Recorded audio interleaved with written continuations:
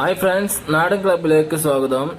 ഞാൻ ഇന്ന് ഒരു പച്ചമരുന്നിൻ്റെ കൂട്ടിൻ്റെ ഒരു ചെറു വിവരണ വീഡിയോവുമായാണ് ഞാൻ വന്നിരിക്കുന്നത്. ഞാൻ ജലദോഷത്തിനും കുറുകലിനും നാടൻ കോഴികൾക്ക് ഞാൻ നിർമ്മിച്ചു കൊടുത്ത അതിന് നല്ല റിസൾട്ടും കിട്ടിയ ഒരു പച്ചമരുന്നിൻ്റെ കൂട്ടിനെ കുറിച്ചു ഉള്ള ഒരു ചെറു വിവരണമാണ് ഞാൻ നിങ്ങളായി പറയുന്നത്. അതിനാദ്യം തന്നെ തുളസിൻ്റെ ഇലയാണ് ഞാൻ എടുത്തത്. ഫസ്റ്റ് തുളസിൻ്റെ ഇല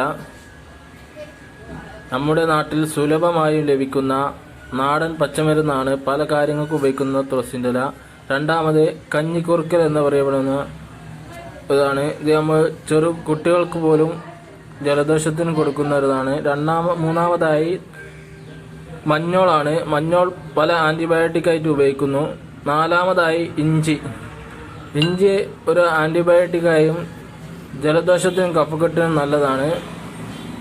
അഞ്ചാമതായി ഞാൻ ചെറിയ ഉള്ളി ആണ് ഉപയോഗിക്കുന്നത്. നമ്മുടെ ഭക്ഷണത്തിൽ